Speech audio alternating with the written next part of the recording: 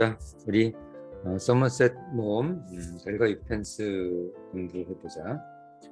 달과 유펜스에서 우린 행동과 열정에 대해서 공부하게 될 거야. 서머셋 모험은 달과 유펜스에서 열정에 빠진 사람의 삶에 대하여 기술하고 있다. 열정에 빠진 사람의 감정과 그 모습에 대하여 생각해 보도록 하자. 열정에 빠진 사람이 어떻게 바뀌는지. 우선 달과 유펜스가 어떤 소설인지에 대해서 잠깐 보고 가면 136페이지 잠깐 먼저 보도록 하자.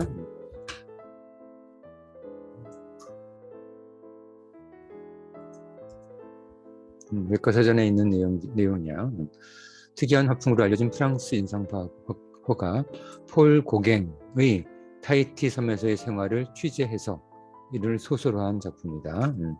달과 유펜스 속에 천재적이면서도 비극적으로 그려지는 화가 찰스 스트릭랜드란 주인공이지. 찰스 스트릭랜드는 고갱을 모델로 했다지만 실제의 고갱과는 조금 차이가 있다. 뭐 똑같지는 않겠지. 자, 작품은 스트릭랜드의 지인, 아는 사람, 나가 서술하는 형식을 취하고 있다. 스트릭랜드의 부인이 뭔가 의뢰한, 다시 스트릭랜드가 돌아오도록 이렇게 의뢰한 의뢰인이 되는 거야, 이 나는. 자, 내가 처음으로 알았을 때 스트릭랜드는 증권거래소의 중매인이자 평범하고 따분한 사나이였다. 아름답고 사교적인 아내와의 사이에 일남일녀가 있는 얼른 보기에는 행복한 중류 가정의 주인. 그런데 갑자기 집을 뛰쳐나와 변두리 싸구려 하숙집 6층에 먼지와 때와 저른 생활로 뛰어들었다. 나는 그의 부인의 간청으로 그를 데리러 갔다. 바람난 것이 원인일 것이라는 풍문과 달리 카페에서 술을 마신 그는 뭐 이런 얘기가 나오고 있는 거야. 자, 어떤 배경인지 알겠지? 그 배경으로 다시 우리 소설로 돌아와서 118쪽입니다. 우리 공부하도록 하자. 자, 어떤 감정적 모습들이 있는지 찾아보는 거야. 여기 10이라고 나와 있지? 12라고 나와 있는 이 부분에서 두 가지 스트릭랜드, 주인공의 두 가지 감정, 그 성격을 찾는 거다. 주인공의 성격 두 가지를 찾아. 12번에서 주인공의 첫 번째 페이지지. 119페이지, 119쪽에서 두 가지 주인공의 성격을 찾아보자. 클라시 거리는 그 시간에는 항상 혼잡했다. 상상력이 풍부한 사람이라면 뭐든 천한 로맨스. 로맨스인데 왜 천한 로맨스였어? 로맨스는 사랑 이야기잖아, 그렇지? 사랑 이야기가 천해지려면 바람 피는 거지. 자신의 아내와 자신의 남편이 있는데 다른 남자와 사랑에 빠지는 것을 일단 천한 로맨스라고 표현하고 있다. 모든 천한 로맨스에 빠져 있는 사람들이 있다는 것을 알 수 있을 것이다. 클래시 거리는 굉장히 뭔가 좀 활기차고 뭔가 약간 퇴폐적인 그런 거리 모습이었었나 봐. 그치? 사무실 직원과 영업사원 오너레드 발자크. 오너레드 발자크는 굉장히 사실주의 소설가야. 프랑스 소설가지. 그래서 이 사람 소설은 정말 진짜 우리 현실을 보고 있는 소설을 읽다 보면 약간 상상적 요소들이 들어가 있는데 오너레드 발자크 소설은 굉장히 사실적으로 그 소설의 내용을 구성한다. 자, 어쨌든 오너레드 발자크 소설에서 방금 나온 것처럼 보이는 노인, 그리고 인간 약점을 악용해 살아가는 많은 종류의 직업을 가진 남자와 여자가 어디에? 클리시 거리에 있었어. 보이는 거야. 거리에 가난한 사람들이 살고 있는 거리에는 예상치 못한 일들에 대한 기대로 사람들의 피가 타오르고 흥분되는 활력이 항상 넘친다. 자, 드디어 이 스트링인들을 만났어. 파리에 익숙하십니까? 나는 물었다. 그 부인이 의뢰한 사람이지? 아니요. 스트릭랜드가 대답한다. 신혼여행 이후 처음이요. 지금 호텔은 어떻게 찾았습니까? 내가 싼 곳을 물었더니 누군가 가르쳐 주었어. 압생트주가 나왔다. 우리는 녹아가는 설탕에 몇 방울의 물을 엄숙하게 떨어뜨렸다. 먼저 내가 왜 여기 왔는지 말해드리는 게 좋을 것 같습니다. 내가 말했을 때 약간은 부끄러운 느낌이 없지 않았다. 그의 눈이 번쩍였다. 에이미, 저기 부인이야. 에이미가 스틱랜드의 부인이지. 여기서 나라는 사람을 고용해서 자기 남편을 좀 데리고 가달라고 의뢰받은 의뢰인이지. 자, 에이미가 여러 번 편지를 보냈기 때문에 누군가 조만간 올 것이라고 생각했어. 그럼 내가 어떤 말을 할지 알겠군요. 그랬더니 뭐라고? 편지는 읽지 않았어. 여러 번 편지를 보냈는데 편지를 아예 읽지도 않았대. 자, 여기서 스트릭랜드의 성격을 보게 되면 첫 번째, 이런 신혼여행 이후 처음이요. 가르쳐 주었어. 이런 식으로 해서 약간 무뚝뚝한 성격이 있지, 그렇지? 첫 번째 페이지라서 선생님이 답을 알려준다. 두 번째는 편지는 읽지 않아. 편지를 여러 번 보냈는데 아예 읽지도 않아. 그렇지? 어떤 성격이겠어? 냉정한 성격이 되겠지? 그렇지? 그래서 무뚝뚝한 성격, 냉정한 성격을 어디에 적냐면 129쪽 가보자. 129쪽. 129쪽을 가면 여기 주인공 스티글랜드의 대사에 나타난 그의 성격에 대하여 두세 단어로 표현하고 10페이지라서 하나당 두 가지씩이다. 무뚝뚝한 성격, 또 하나는 뭐라고? 냉정한 성격. 그리고 다 20가지가 완성된 다음에 그의 성격을 종합할 거야. 자, 우선은 1번과 2번의 답은 지금 우리 첫 번째 페이지에서 찾았지. 두 개. 무뚝뚝한 성격하고 또 냉정한 성격. 이 두 가지를 찾았다. 알겠지? 이렇게 각 페이지별로 두 가지 스트릭랜드의 두 가지 성격을 찾으면 되는 거야. 다시 돌아가서. 자, 이번에는 두 번째 페이지다. 여기서도 마찬가지로 두 가지 성격을 찾는 거야. 스트릭랜드에. 잠시 여유를 위해 나는 담배에 불을 붙였다. 나는 능숙하게 일을 시작하는 방법을 잘 몰랐다. 약간 좀 젊은 사람이야, 이 나는. 내가 준비한 말, 웅변적인 수사, 때로는 측은하고 때로는 원한이 깃든 어조는 어쩐지 클리시 거리에서는 어울리지 않는 것처럼 보였다. 왜냐면 거기 워낙 막 화려하고 활기차고 하니까 이런 것들이 좀 어울리지 않는 것처럼 보였던 거야. 그는 갑자기 킥킥 웃었다. 여기서도 킥킥 웃으면서 어려운 일을 맡았죠. 묻는 거를 봐서는 어떤 성격이 나타나지? 킥킥 웃으면서. 그렇지? 글쎄요.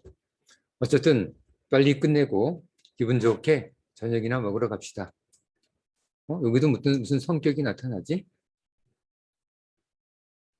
이게 먼 데까지 찾으러 왔는데 그리고 굉장히 절실하게 자신을 만나라고 보냈을 텐데 빨리 끝내고 저녁이나 먹으러 가자. 그러네. 나는 망설였다. 부인이 매우 슬플 거라고 생각한 적이 없나요? 그랬더니 시간이 지나면 좀씩 나아질 거예요.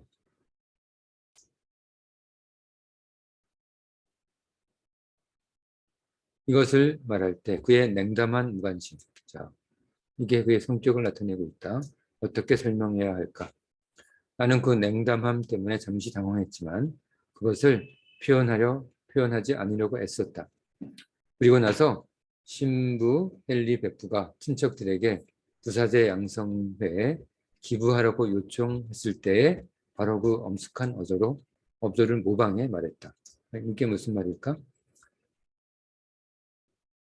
신부님이 친척들한테 어떤 기부를 요청할 때, 부사제 양성에 기부를 요청할 때는 굉장히 좀 엄숙하게 아주 예의를 갖춰서 그렇게 얘기를 하겠지.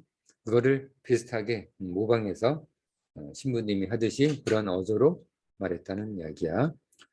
자, 솔직히 말씀드려도 될까요? 그는 고개를 웃으며 고개를 끄덕였다. 부인께 무슨 문제가 있습니까? 그렇게 대하시니 드리는 말씀입니다. 없습니다. 그럼 아내에게 무슨 불만이라도 있나요? 아니, 없어. 그렇다면 심하지 않습니까? 아무 문제도 없는데 17년 동안 결혼 생활을 한 것 같아. 사람을 이런 식으로 버리다니 심하지요. 스스로 인정해버리네. 나는 놀라서 그를 보았다. 하는 말마다 순수히 인정해버리니 나. 여기까지다. 자, 여기까지 나온 내용을 바탕으로 해서 스트릭랜드의 두 가지 성격을 아까 129쪽에 나와 있는 3번과 4번에 작성하면 된다. 3번과 4번의 두 가지 성격 작성해봐. 시간은 3분만 줄게. 3분.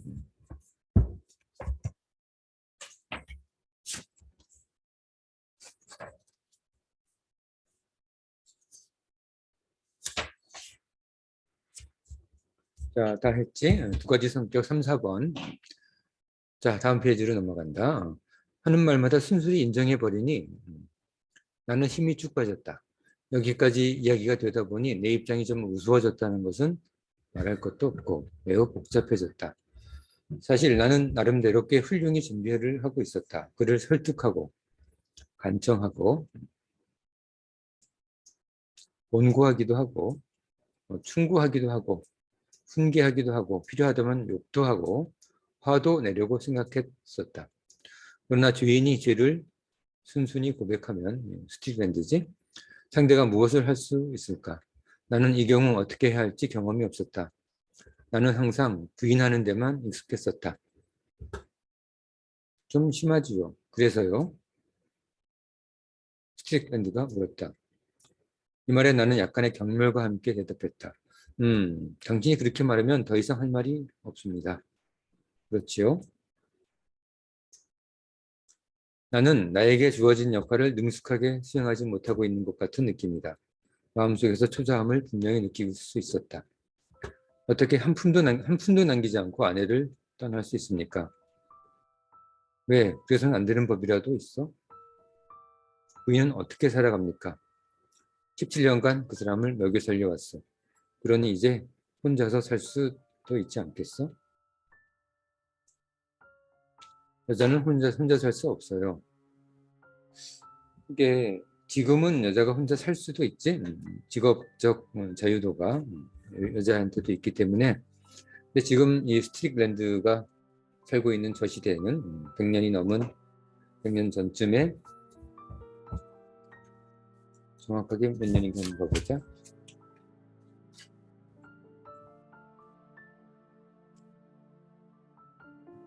정확한 작품 용도는 잘 못 찾겠네. 어쨌든 한참 전에는 이 소설이 나올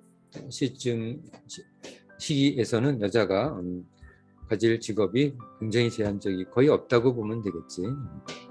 여자는 혼자 살 수 없어요.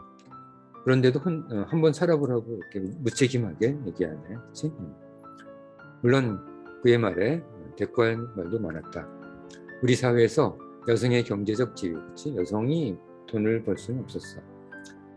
이 당시만 해도. 그리고 남성이 결혼할 때 암묵적으로 그리고 명시적으로 받아들이는 계약, 자신의 아내와 아이들을 부양하겠다는 그런 옛날만 해도 그런 게 그게 암묵적으로 그렇게 받아들이고 있었지. 하지만 정말 중요한 것은 여기까지다. 자, 여기까지 또 이번에도 스트릭랜드의 두 가지 성격에 대해서 작성해보자. 아까 답안 129페이지에 답안 5번, 6번이 되겠지. 5번, 6번. 지금 스트릭랜드의 성격이 조금씩 잡혀가고 있지. 벌써 6개의 성격이 나오고 있다. 자, 그러면 오늘 그 수업은 별과 6펜스 여기까지만 하고 다음 시간에 나머지 부분을 더 우리 읽어보도록 하자. 계속 스틱랜드의 성격을 통해서 그가 어떻게 열정에 빠졌는지, 그리고 열정에 빠진 사람이 어떤 행동을 하는지를 한번 우리 분석해 볼 거야. 자, 오늘 수업은 여기까지 하자. 자, 오늘 수업은 여기까지.